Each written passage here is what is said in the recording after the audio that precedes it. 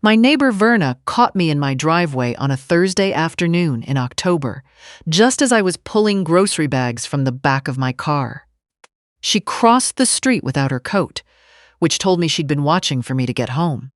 "Hattie," she said, and her voice had that particular quietness that means someone has been holding something for a while. "That silver Accord, the one that parks in front of your house on Tuesday mornings. Do you know whose car that is?" I set down my bags. The wind coming off the yard smelled like wet leaves and chimney smoke, the kind of smell that belongs to late October in Ohio.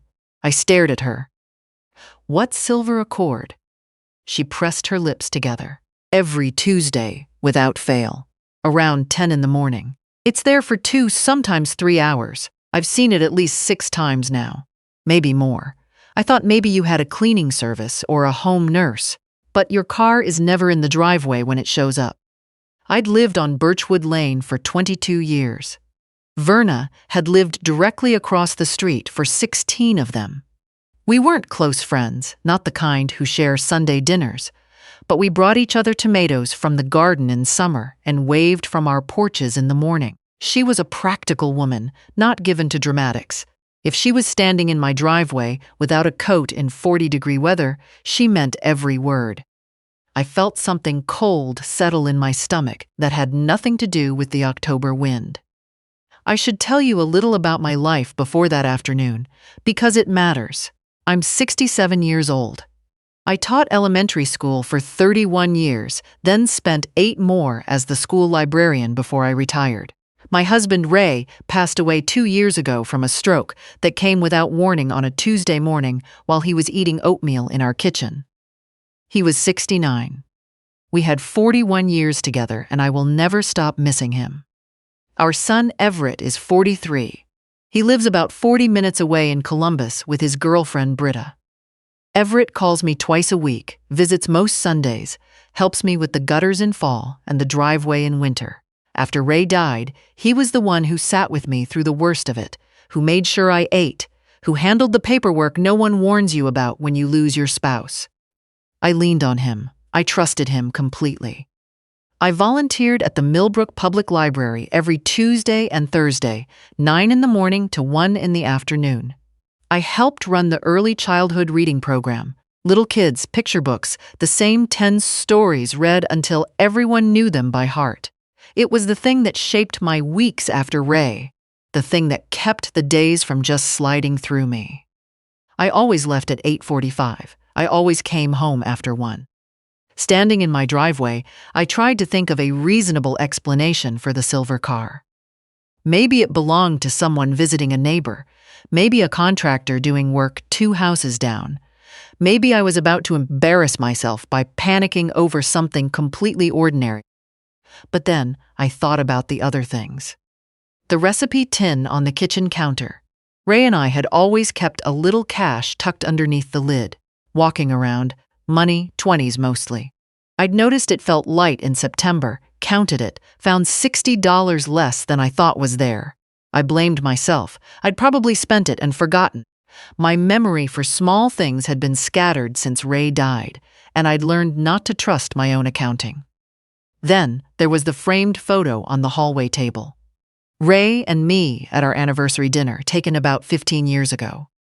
One morning in late September, I'd walked past it and noticed it was tilted, not fallen, just angled slightly, like someone had picked it up and set it back down without being careful. I'd straightened it and told myself the house was settling.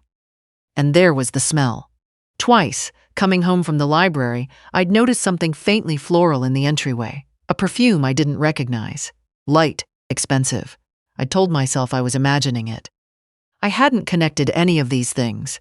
They were small. Separately, they meant nothing. Standing in my driveway that Thursday afternoon, I connected them all at once. I knew that silver Accord. I'd ridden in that car. It belonged to Britta. Everett had a key to my house. I'd given it to him after Ray died, in case of emergencies. It had never occurred to me to think twice about that.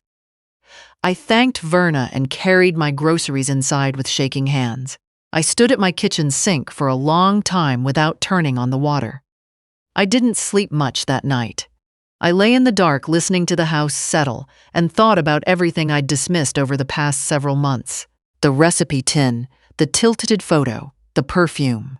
The time I'd come home and found the kitchen chair pulled out from the table at an odd angle, different from how I always leave it. I'm particular about chairs. Ray used to say I pushed them in too far. I'd noticed that chair and thought, I must be losing track of things. How many times had I said that to myself over the past 8 months? At 5:30 in the morning, I got up and made coffee. I went to the recipe tin and counted the money. I'd added $60 to it the previous week to replace what I thought I'd spent. Now there was $80 less than I'd put in. I didn't call Everett. I didn't call anyone. I drove to the electronics store on Route 40 and walked in before 9 o'clock. The young man who helped me was patient and didn't make me feel foolish. I told him I needed a camera that could record all day, small enough to hide, and simple enough for someone who didn't grow up with this technology. He showed me 3 options and explained the difference between them without talking down to me. I picked the one with the clearest picture and the longest battery life. I paid for it without flinching, even though it cost more than I'd planned to spend. I went home and spent 2 hours learning how it worked. I finally settled on hiding it behind a row of Ray's old history books on the built-in shelf in the front hallway, lens facing the door. From that angle, I could see the entryway, the hallway leading to the kitchen, and the beginning of the stairs. Then I did something I'd read about in one of Ray's detective novels. I pulled a single strand of hair from my brush and laid it flat across the doorframe at knee height, pressed against the wood where it would fall if the door was opened, a small thing. But I needed to know. Tuesday morning, I activated the camera at 8:30. I looked at Ray's photo on the hallway table and straightened it one last time. Then I picked up my bag, my keys, my coffee thermos, and left. I drove to the library. I sat through 2 hours of story time with the 3-year-olds, reading books I've read 200 times, laughing at the same pages I always laugh at, clapping when I always clap. I felt completely hollow inside the whole time. At 11:15, my phone buzzed. Verna, the silver car is here. I told the program coordinator I had a doctor's appointment I'd forgotten to put on my calendar. I drove home in 12 minutes. The Accord was parked in front of my house. I sat half a block down and thought about whether to go in alone. Every sensible instinct said to call the police first. I thought about Ray, who always said measure twice, cut once. I called Verna instead. She came out of her front door immediately and stood on the sidewalk where she could see my house. If anything happened, she'd call 911 without being asked. I walked up my front path, put my key in the lock, and opened my own door. The strand of hair was on the floor. Everett was at my kitchen table with papers spread in front of him. Britta was coming out of the hallway holding my checkbook. They both went completely still when they saw me. I looked at my checkbook in Britta's hand. "Mom," Everett started. "Don't." I was surprised by how steady my voice was. "I have a camera, running since 8:30 this morning. Whatever you're about to say, think about whether you want it recorded." Britta's face went the color of dry chalk. "We were just checking in. We were worried about." "Put my checkbook down," I said, "and get out of my house. Both of you, right now." They scrambled for their things.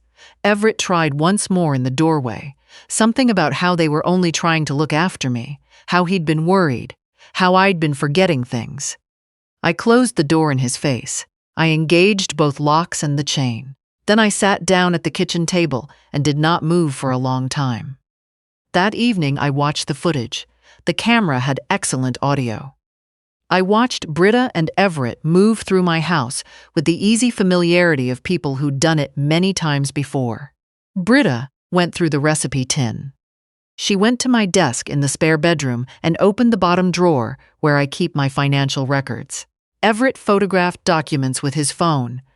I could see the flash going off through the doorway. Then I heard Everett say, standing in my kitchen, "She still hasn't noticed the checks. She won't. She stopped balancing her register after Dad died. I told you she wouldn't notice." Britta, sitting at my table with my checkbook open, how many now?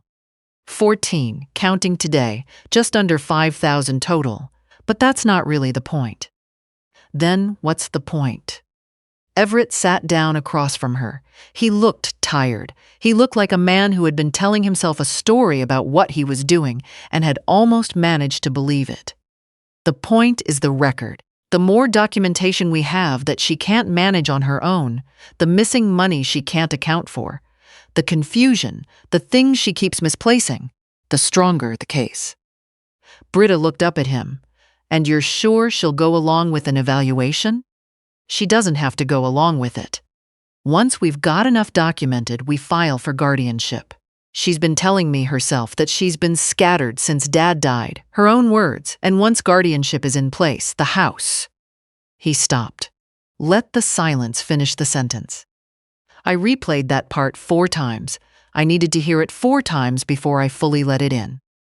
I sat at my kitchen table at 11 o'clock at night and understood what had been done to me. My son had spent at least 8 months systematically taking small amounts of money from my home, forging checks on my account, and building a manufactured record of my confusion so that he could petition a court for guardianship and sell my house.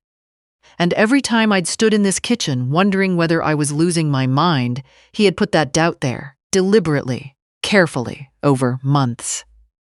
I sat with that for a long time. I didn't cry. I felt something go very still inside me. And then I thought, with complete clarity, this is not going to happen. The next morning, I called my attorney, Gil Ferris, who had done estate work for Ray and me for 15 years. I brought the camera footage to his office on a Tuesday morning. I sat across from him and watched him watch it. When it was done, he looked at me. This is serious, Hattie. I know. Breaking and entering, theft, forgery. If there are forged checks, that's a felony.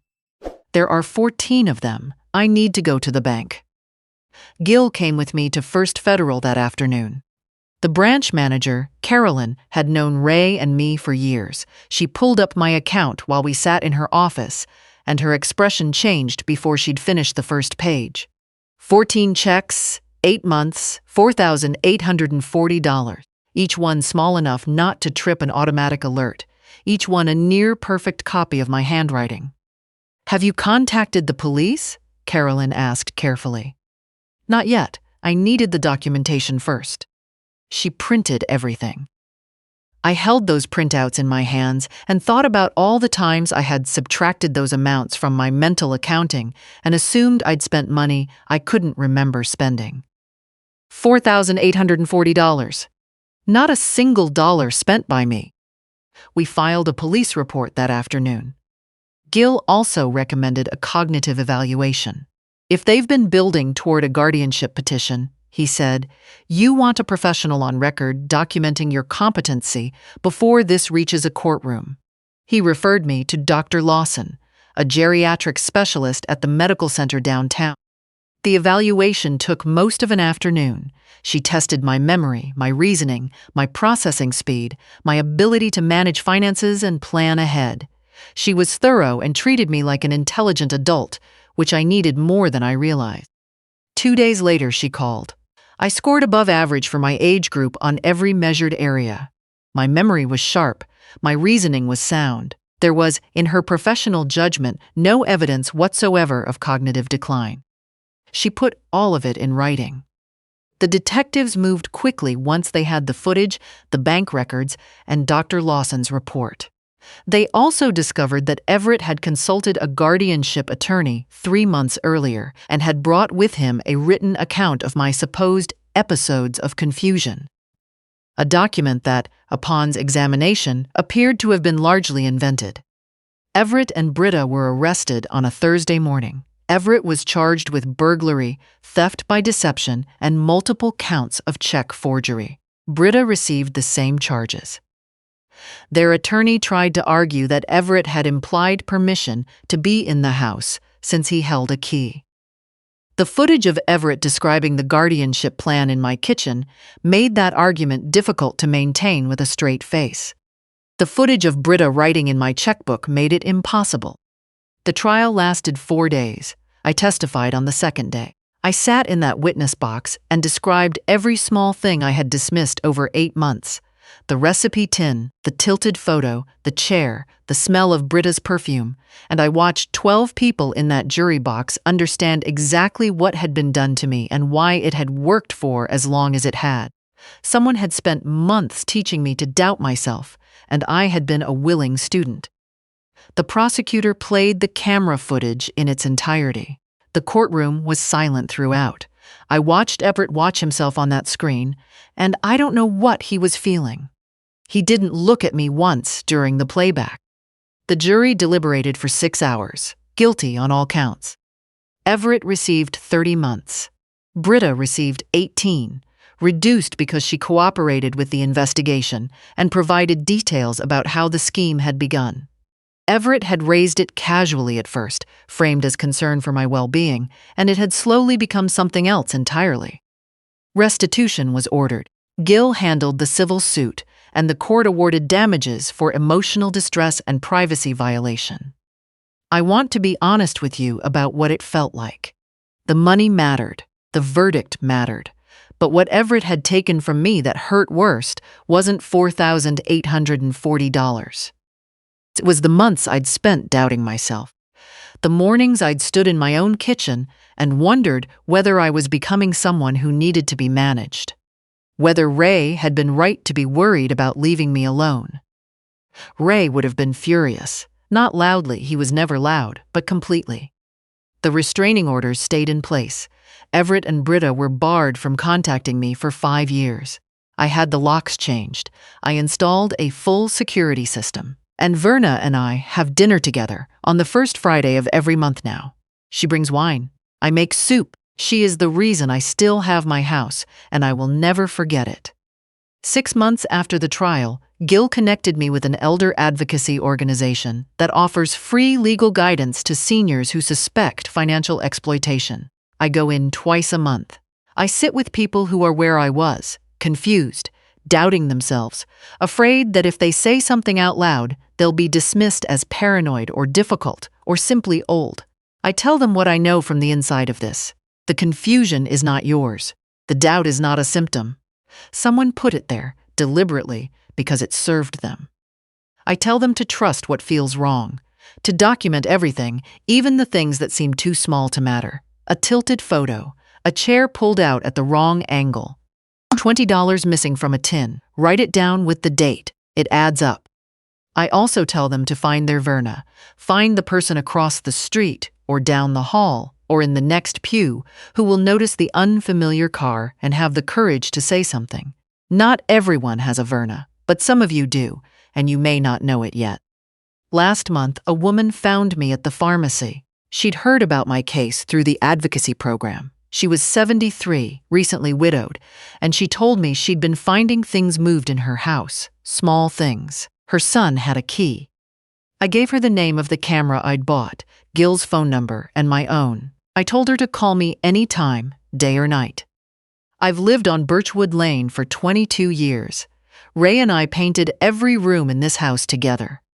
I planted the maple in the backyard the spring Everett started kindergarten, and it is now taller than the roof line. I know every creak in this floor and every draft this old house makes in winter, and I intend to go on knowing them for as long as I am able. Whatever city you're listening from, thank you for being here. If something in your life feels wrong, in your home or your family or your finances, trust that feeling. Trust yourself. Document everything. And never let anyone convince you, even someone you have loved for 40 years, that your mind is not your own.